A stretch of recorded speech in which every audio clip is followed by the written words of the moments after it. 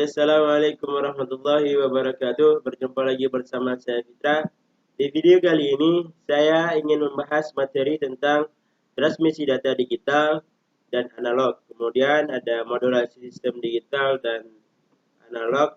Yang ketiga ada komunikasi data digital. Kita masuk ke pembahasan yang pertama. Pembahasan yang pertama yaitu transmisi data digital dan data analog. Kita masuk ke pengertiannya.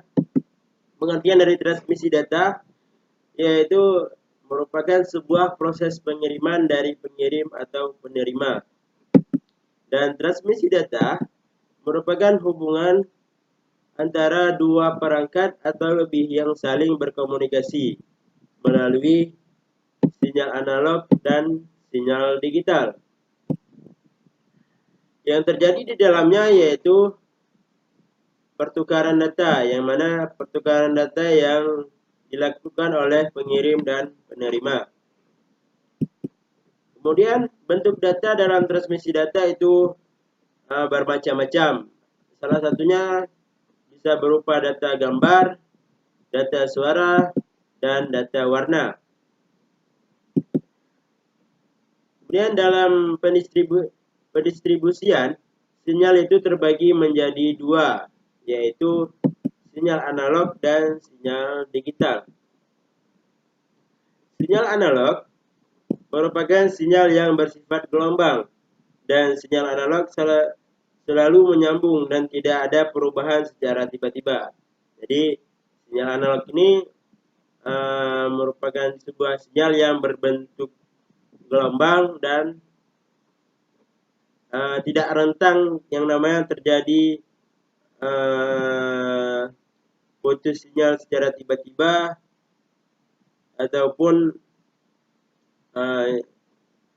gangguan yang lainnya. Kemudian yang kedua ada sistem digital. Sistem digital merupakan sinyal yang bersifat pulsar. Dan sinyal ini sering terjadi namanya putus-putus dan terjadi pula perubahan secara tiba-tiba. Jadi pertama, sinyal digital ini yaitu berbentuk pulsa. Jadi dia berbentuk pulsa, tidak berbentuk gelombang. Bisa, dan biasa bentuk pulsa itu nanti dia bentuknya bisa berupa biner.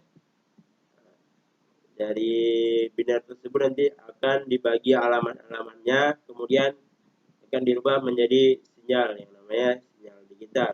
Dan kekurangannya dari sinyal digital ini yaitu sering terjadinya putus-putus jaringan atau sering juga bermasalah ketika saat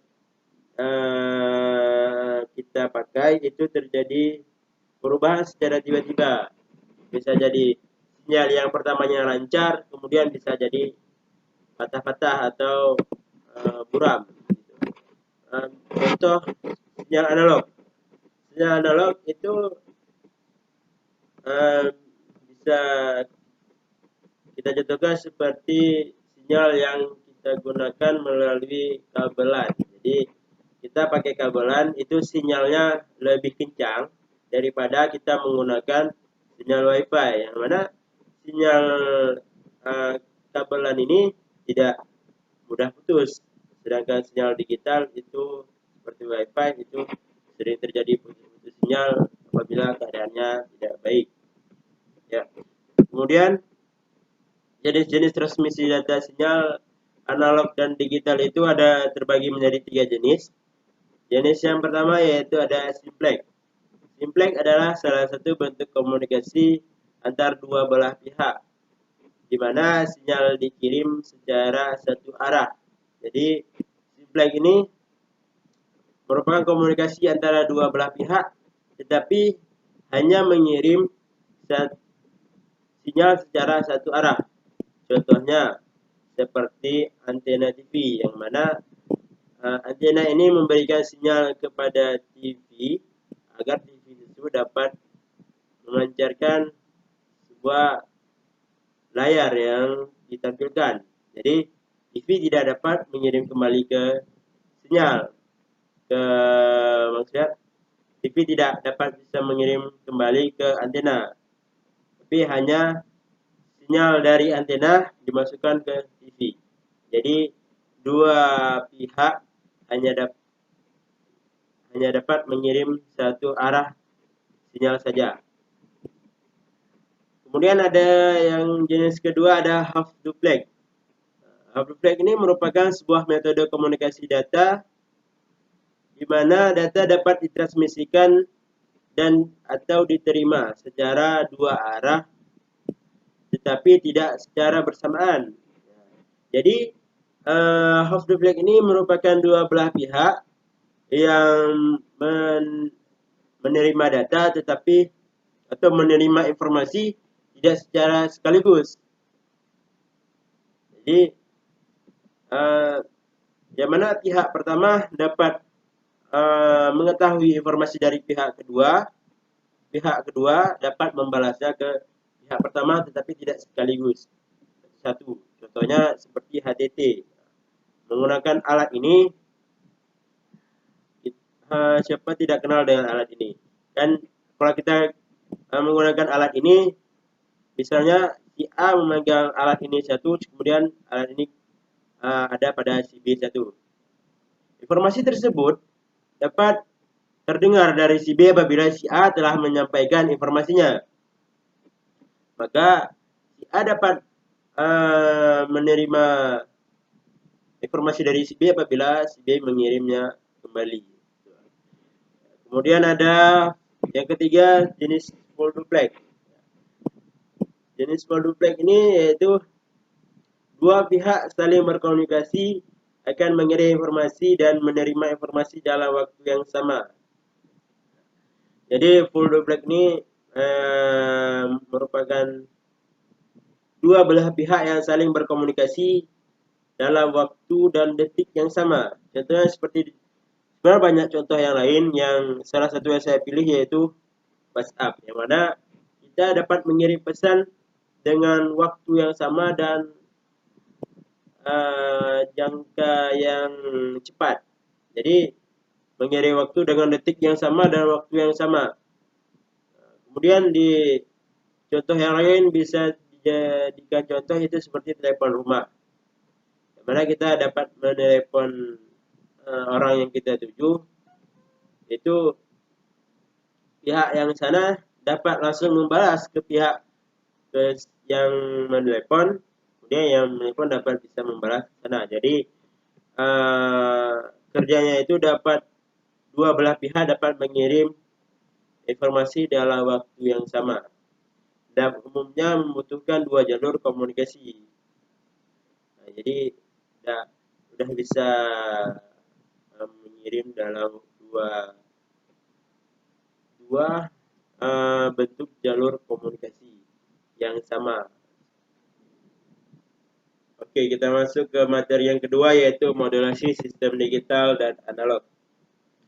Yang harus kita ketahui yang pertama yaitu apa sih itu modulasi? Pengertian dari modulasi adalah proses perubahan suatu gelombang periodik sehingga menjadi suatu sinyal yang mampu membawa suatu informasi. Jadi maksudnya ialah untuk dapat mengirim suatu informasi dari satu perangkat ke perangkat yang lain, baik itu menggunakan teknologi frekuensi radio maupun teknologi televisi dan sebagainya. Informasi tersebut harus dimodulasi terlebih dahulu sebelum dipancarkan, dan proses modulasi ini sendiri disebut dengan modulator. Jadi yang modulasi ini itu prosesnya, sedangkan rangkaian yang berfungsi memodulasi tersebut itu disebut dengan modulator. Jadi contoh perangkat yang memerlukan atau peralatan yang memerlukan modulasi itu ada pemancar radio, yang mana pemancar radio ini dari sinyal kemudian dimodulasi menjadi suara. Begitu juga dengan telepon seluler, pemancar televisi, dan modem. Kemudian kita masuk ke pembagian modulasi. Modulasi dapat dibagi menjadi dua jenis, yaitu modulasi analog dan modulasi digital. Kita masuk ke pembagian yang pertama, ada modulasi analog. Modulasi analog adalah data yang berbentuk gelombang atau kontinu yang terus-menerus. Tidak terjadi perubahan secara tiba-tiba atau terjadi putus koneksi. Dan modulasi analog sendiri itu terbagi menjadi tiga jenis. Yang pertama ada AM, kemudian FM, dan PM. AM itu amplitude modulation. Ini merupakan sebuah proses penumpangan sinyal informasi yang menuju sinyal pembawa, sehingga amplitude gelombang pembawa tersebut berubah sesuai dengan perubahan simpangan sinyal informasi. Jadi pada modulasi amplitude ini, sinyal pembawanya berubah secara proporsional terhadap amplitude. Sedangkan sinyal pemodulasi frekuensi itu tetap selama proses pemodulasian. Jadi yang diubah itu amplitudenya saja dan frekuensinya itu tetap di dalam proses pemodulasian. Kemudian yang kedua ada FM, yaitu modulation frequency. FM ini merupakan sebuah sinyal informasi yang mengubah frekuensi sinyal pembawa. Jadi yang di FM ini itu pada modulasi ini informasinya akan mengubah frekuensi gelombang, sedangkan amplitudenya tetap tidak ada perubahan. Jadi yang diubah cuma frekuensinya saja, sedangkan amplitudenya tetap. Kemudian yang ketiga ada PM atau Phasor Modulation. Ini merupakan modulasi yang mengubah fase sinyal pembawa sesuai dengan sinyal pemodulasian atau pemodulasinya.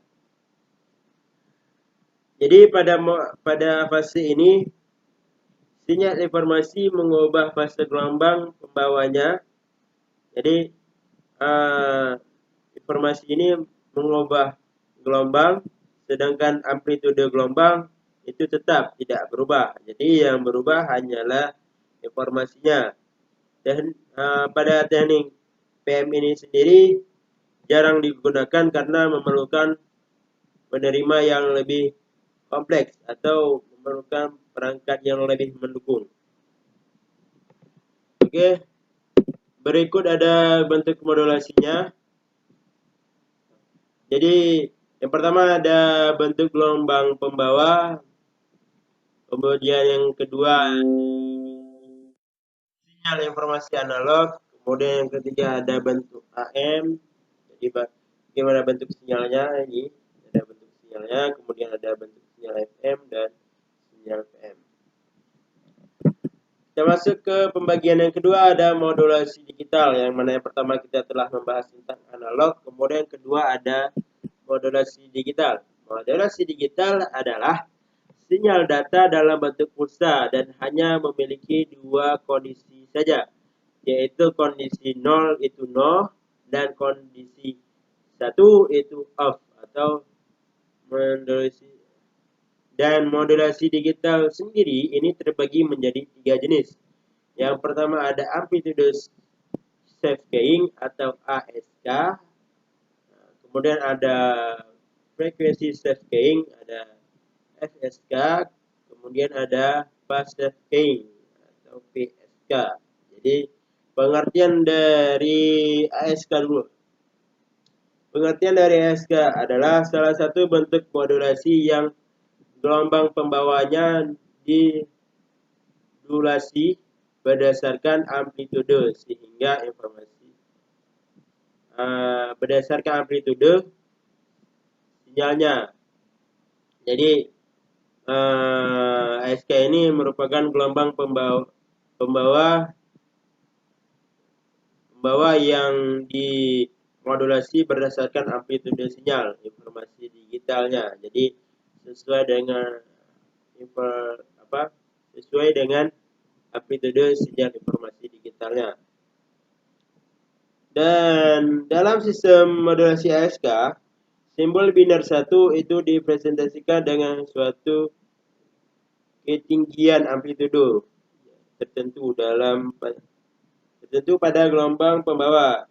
Jika sinyal berupa 1, maka sinyal pembawa tersebut akan dikirim, dan jika tidak, maka sinyal tersebut berbentuk 0 yang akan dikirim. Jadi kalau sinyalnya berbentuk 1, maka sinyal pembawa tersebut akan dikirim.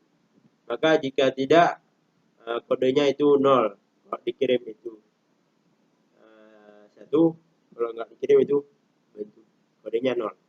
Kemudian yang kedua ada EFK atau frekuensi safe keying. Ini merupakan modulasi digital yang gelombang pembawanya dimodulasi berdasarkan penggeseran frekuensi. Jadi dalam VSK ini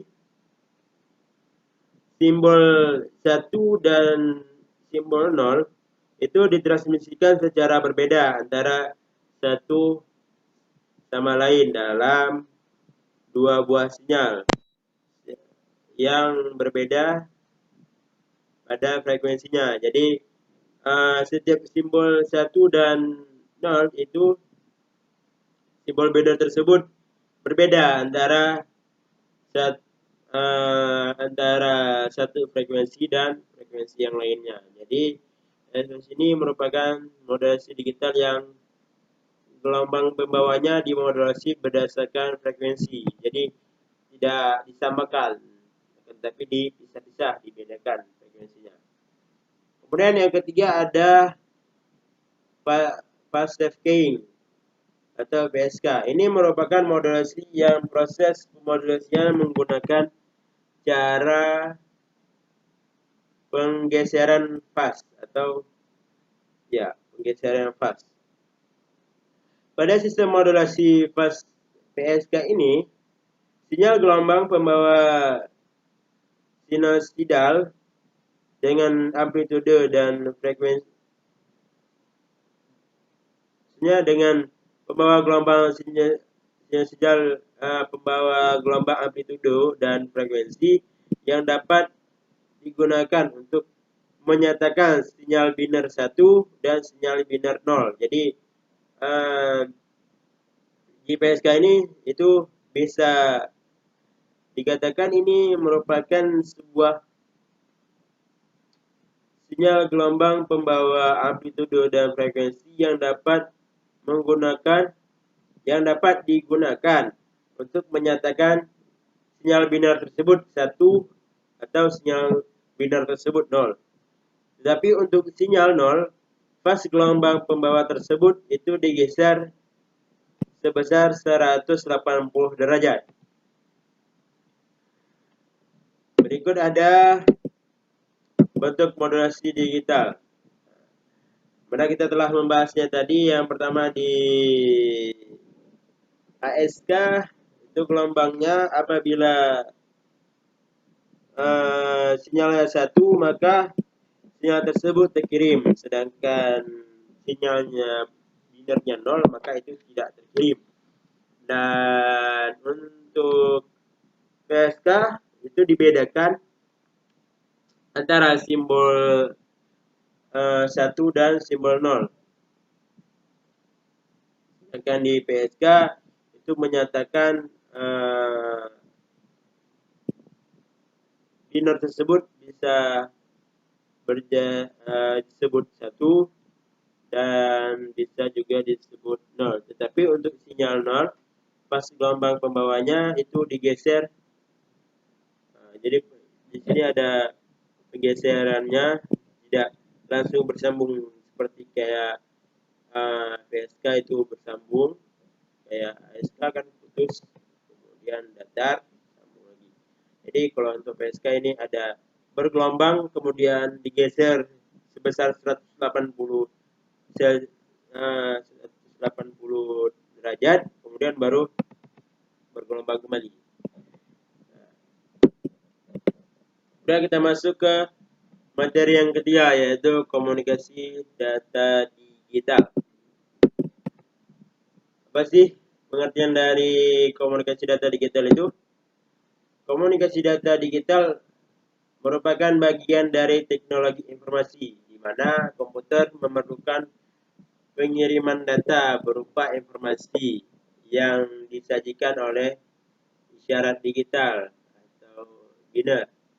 Terdapat yang mana biner terhadap komputer yang lain atau juga pengiriman data terhadap terminal.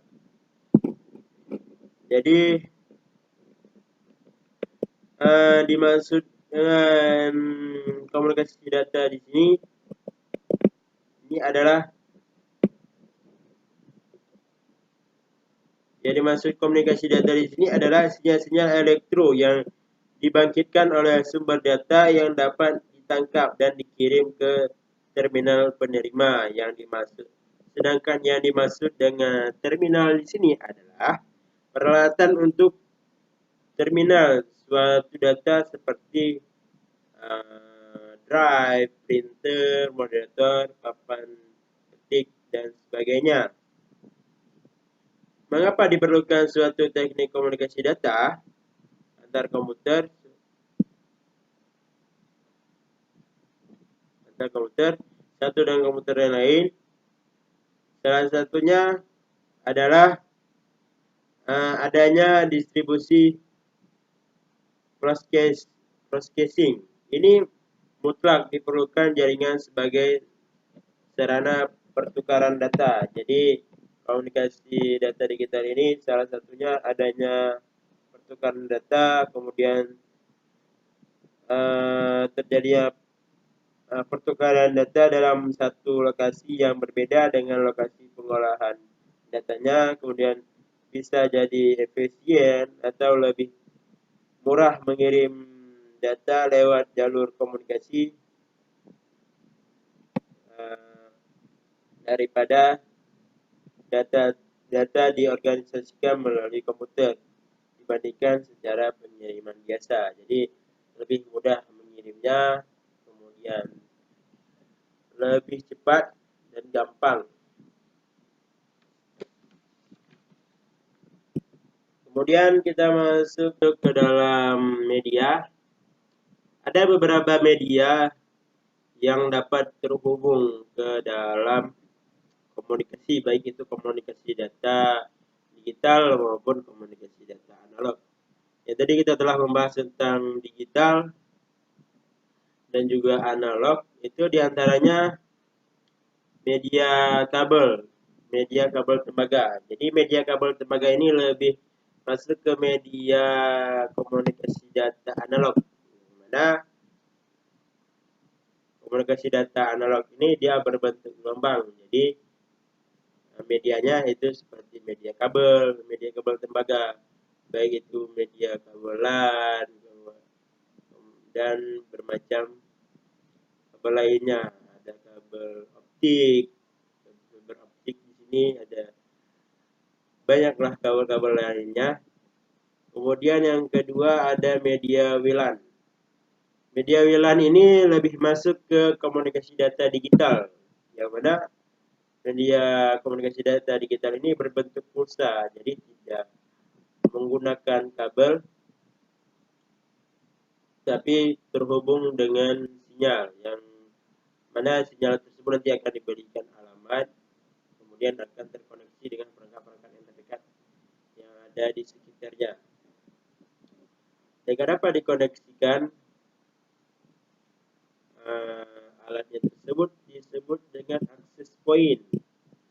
Jadi dari access point ini dikonfigurasikan, kemudian diproses, diberikan alamat, kemudian baru bisa diakses, baru bisa dipakai internetnya. Jadi dari media WLAN dan access point ini merupakan komunikasi data digital yang tidak menggunakan kabel, itu berbentuk pulsa. Kemudian yang terakhir atau yang keempat ada antena. Antena ini lebih masuk ke dua-duanya sih, tapi lebih ke komunikasi data digital, lebih ke komunikasi data analog, karena dari sinyal kemudian dikonekkan melalui kabel ke perangkat tersebut, jadi lebih ke analog, jadi menggunakan kabel. Mungkin sekian video saya kali ini.